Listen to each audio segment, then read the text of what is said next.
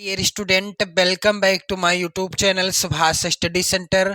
मेरे प्यारे बच्चों, आज आपका है हिंदी विषय का पेपर, जिसके लिए मैं लेकर के आ चुका हूं आप सभी के लिए आपकी बोर्ड परीक्षा से पहले एक और हिंदी विषय का वायरल पेपर। इस पेपर को भी आप फटाफट से तैयार कर लो, क्योंकि यहाँ से भी प्रश्न आपकी बोर्ड परीक्षा में आज जरूर पूछे जाएंगे। तो मेरे प्यारे बच्चों, 801 एचजी कोड का पेपर है ये। समय आज आपको बोर्ड एग्जाम में मिलेगा 3 घंटे 15 मिनट का। पेपर का पूर्णांक रहेगा 70 अंकों का। निर्देश आपको जरूर पढ़ लेना है, क्योंकि इन्हीं निर्देशों के आधार पर आपको पेपर देना है। मेरे प्यारे बच्चों, प्रारंभ के 15 मिनट आपको मिलेंगे प्रश्न पत्र पढ़ने के लिए। सभी प्रश्न करना अनिवार्य होगा और ये जो पेपर होगा 2 खंडों में विभाजित रहेगा, खंड आ में और खंड बा में। खंड आ के प्रत्येक प्रश्न, यहाँ पर आप लोग ध्यान दें, खंड आ का 1 अंक का एक प्रश्न होगा, बहुविकल्पी प्रश्न आएंगे और इन प्रश्नों का उत्तर आपको ओएमआर उत्तर पत्रक पर या तो आप नीले पेन से भरेंगे गोला या फिर आप काले पेन से भरेंगे।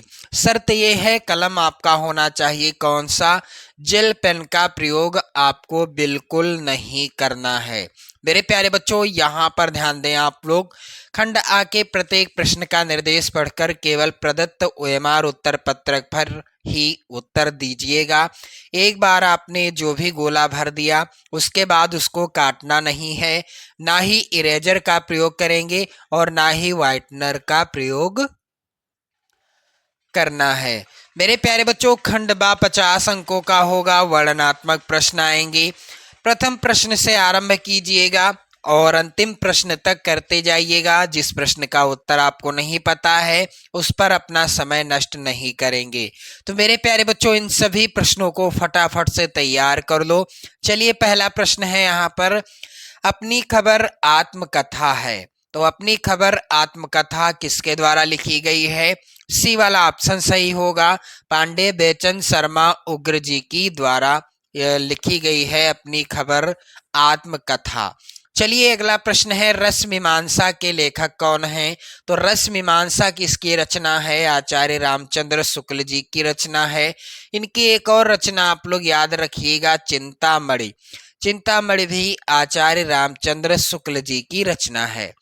अगला प्रश्न मेरे प्यारे बच्चों है, जयशंकर प्रसाद का नाटक नहीं है। इनमें से कौन सा नाटक है जो जयशंकर प्रसाद जी का नहीं है? तो डी वाला ऑप्शन सही होगा, लहरों के राजहंस जयशंकर प्रसाद का नाटक नहीं है। इसके लेखक कौन है? मोहन राकेश। मोहन राकेश हैं इस नाटक के लेखक। अगला प्रश्न है, नीड़ का निर्माण फिर किस विधा की रचना है? तो मेरे प्यारे बच्चों, यह है आत्मकथा विधा पर आधारित रचना। यहाँ पर ध्यान दें आप सभी लोग, नीड़ का निर्माण फिर जो ये रचना है, आत्मकथा है, यह किसके द्वारा लिखी गई है? हरिवंश राय बच्चन। आपको याद होगा, हरिवंश राय बच्चन। अगला प्रश्न है, निम्नलिखित कथनों में से सही कथन की पहचान कीजिए। कौन सा कथन है जो सही है इनमें से? तो ध्रुव स्वामिनी नाटक के लेखक डॉक्टर राम कुमार वर्मा हैं, ये कथन गलत है। क्या भूलूं क्या याद करूं उपन्यास विधा की रचना है, ये भी गलत है कथन। और गोदान के लेखक प्रेमचंद हैं, यहाँ पर सी वाला ऑप्शन ही सही होगा। चलिए, फटाक से देख लें आप सभी लोग। अगला प्रश्न है, प्रयोगवाद के कवि हैं? तो यहाँ पर बी वाला ऑप्शन सही होगा, सच्चिदानंद हीरानंद वात्स्यायन अज्ञे। अगला प्रश्न है, तार सप्तक का प्रकाशन वर्ष क्या है? कब प्रकाशित हुआ था तार सप्तक? इसका उत्तर हो जाएगा सन 1943 ईस्वी। विकल्प में नहीं है, मिसप्रिंट है। क्लियर आंसर याद कर लें आप सभी लोग। महादेवी वर्मा की रचना है, तो यहाँ पर राइट आंसर होगा, पथ के साथी महादेवी वर्मा की रचना है। अगला है प्रश्न, भारतेंद्र युग की कालावधि क्या है? तो सन 1868 से 1900 ईस्वी तक का समय भारतेंद्र युग के अंतर्गत आता है।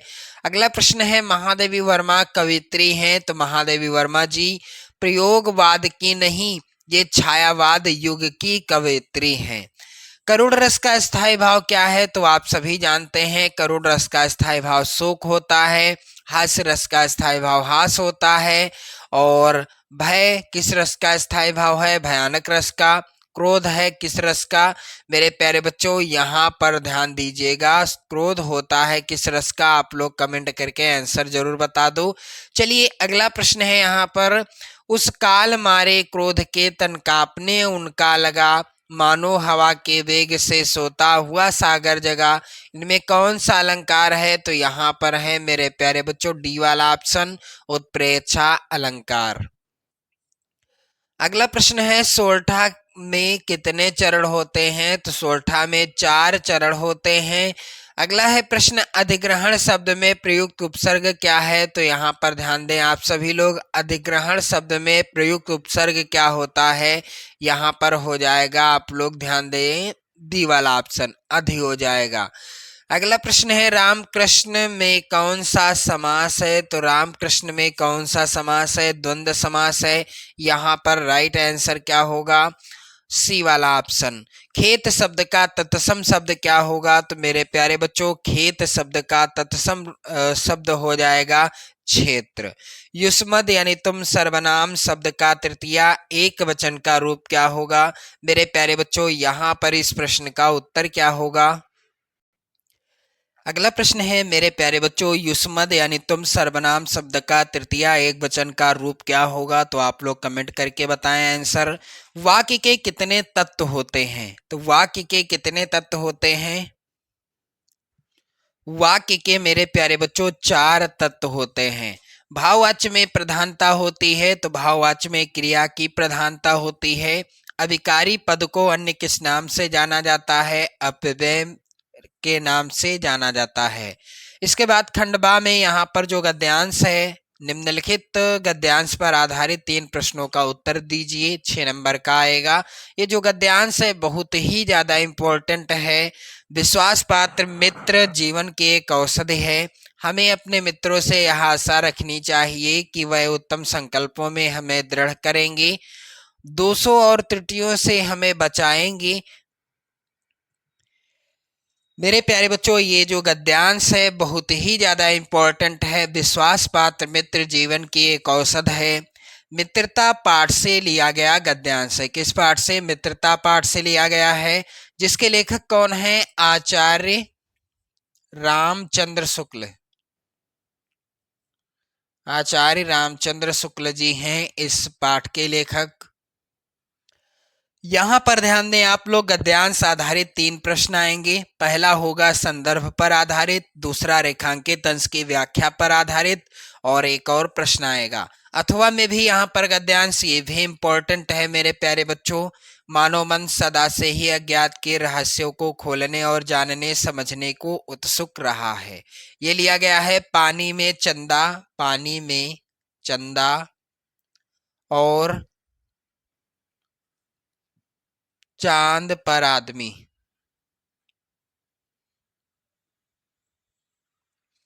मेरे प्यारे बच्चों किसी एक गद्यांश को हल करिएगा। अगला प्रश्न है, निम्नलिखित पद्यांश में से किसी एक का संदर्भ लिखना है, आपको व्याख्या करनी है। यहाँ पर 6 नंबर का आएगा। ये पद्यांश तैयार होगा आप सभी का। उद्धव मोहि ब्रज विसरत नाही, सूरदास जी के द्वारा रचित सूर सागर के जो है महाकाव्य से लिया गया है। पद शीर्षक पाठ का नाम है, पद शीर्षक। सूरदास जी हैं रचनाकार। अथवा में भी यहाँ पर एक और पद्यांश है। आपको लिखना क्या है? संदर्भ लिखना है, रेखांकित अंश की व्याख्या और एक और प्रश्न जिसका उत्तर आपको करना होगा। अथवा में है, चाह नहीं मैं सुरबाला के गहनों में गूथा जाऊं, माखन लाल चतुर्वेदी जी के द्वारा रचित। माखन लाल चतुर्वेदी चतुर्वेदी जी के द्वारा लिखित पुष्प की अभिलाषा शीर्षक पाठ से लिया गया है। पुष्प की अभिलाषा। मेरे प्यारे बच्चों ये सभी इंपॉर्टेंट प्रश्न हैं। अभिलाषा होगा यहाँ पर, अभिलाषा शीर्षक पाठ से लिया गया है। चलिए अगला है, यहाँ पर आप लोग ध्यान दें, निम्नलिखित में से किसी एक संस्कृत गद्यांश का संदर्भ सहित हिंदी में अनुवाद करिएगा। 5 नंबर का ये प्रश्न आएगा। इयम नगरी विविध धर्माणाम संगम स्थली वाराणसी शीर्षक पाठ से लिया गया है। ये अथवा में भी गद्यांश है। नागरिका बहुकालम यावत अचिंतयत, ये लिया गया है किस पाठ से? प्रबुद्धो ग्रामीणा शीर्षक पाठ से। प्रबुद्धो ग्रामीणा शीर्षक पाठ, ग्रामीणा। चौथा प्रश्न ऐसा आएगा मेरे प्यारे बच्चों, दिए गए संस्कृत पद्यांश में से किसी एक का संदर्भ सहित हिंदी में अनुवाद करेंगे आप लोग। 5 नंबर का ये प्रश्न आएगा। पहला है पद्यांश, सर्वे भवन्तु सुखिनः सर्वे सन्तु निरामया सर्वे भद्राणि पश्यन्तु माँ कश्चित् दुख भाग भवेत्। ये लिया गया है किस पाठ से? भारतीय संस्कृति शीर्षक पाठ से। अथवा है मानम हित्वा प्रियो भवति क्रोधम हित्वा न सोचति, इसको भी आप कर सकते हैं। ये लिया गया है जीवन सूत्राण शीर्षक पाठ से। और आप देखेंगे यहाँ पर प्रश्न संख्या 5, अपने पठित खंड काव्य के आधार पर किसी एक प्रश्न का उत्तर आपको करना है, जिसके लिए 3 नंबर मिलेंगे। प्रत्येक खंड काव्य से 2-2 प्रश्न हैं, आप देख सकते हो। मेरे प्यारे बच्चों, 6 का प्रश्न ऐसा आएगा, किसी एक लेखक का जीवन परिचय आप लिखिएगा, उनकी प्रमुख रचना का नाम लिखिएगा। 5 नंबर आपको मिलेंगे। आचार्य रामचंद्र शुक्ल, रामधारी सिंह दिनकर, जयशंकर प्रसाद, 100% जीवन परिचय पूछा जाएगा, बिल्कुल क्लियर है।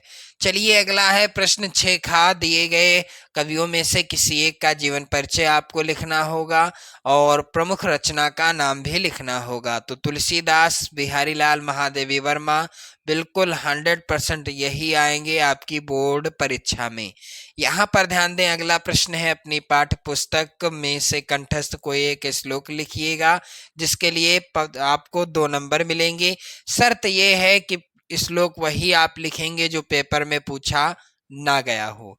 अगला है प्रश्न, निम्नलिखित प्रश्नों में से किन्हीं 2 प्रश्नों का उत्तर संस्कृत में दीजिएगा। 2 नंबर का प्रश्न आएगा। चंद्रशेखर का आसीत कुत्र मरणम मंगलम भवति ज्ञानम कुत्र संभवति और दानेन किम वर्धते। मेरे प्यारे बच्चों, अगला प्रश्न है, निम्नलिखित में से किसी एक विषय पर निबंध आपको लिखना है। 7 नंबर का ये प्रश्न आएगा। अब यहाँ पर विज्ञान अभिशाप या वरदान, प्रदूषण की समस्या और समाधान, मेरी प्रिय पुस्तक रामचरितमानस, बेरोजगारी की समस्या, स्वदेश प्रेम या देश प्रेम, आपको तैयार हैं इन्हीं विषय पर निबंध। आपका काम बिल्कुल अच्छे से होगा, 70 में 70 आप जरूर लाओगे। मेरे प्यारे बच्चों, अगला प्रश्न, अपने निवास के आसपास मोहल्ले की नालियों की समुचित सफाई के लिए नगर जनपद के स्वास्थ्य अधिकारी को पत्र लिखिए। अगला प्रश्न मेरे प्यारे बच्चों अथवा में भी है। यहाँ पर राज्य परिवहन निगम के मुख्य प्रबंधक को बस चालक के अप्रव्य व्यवहार का उल्लेख करते हुए शिकायती पत्र लिखिए। तो बिल्कुल इसी तरह का पेपर आना है। आप सभी को ढेर सारी शुभकामनाएं आपकी बोर्ड परीक्षा के लिए। आप सभी लोग पेपर अच्छे से दीजिएगा, घबराना नहीं है, आगे बढ़ते जाना है। जय हिंद।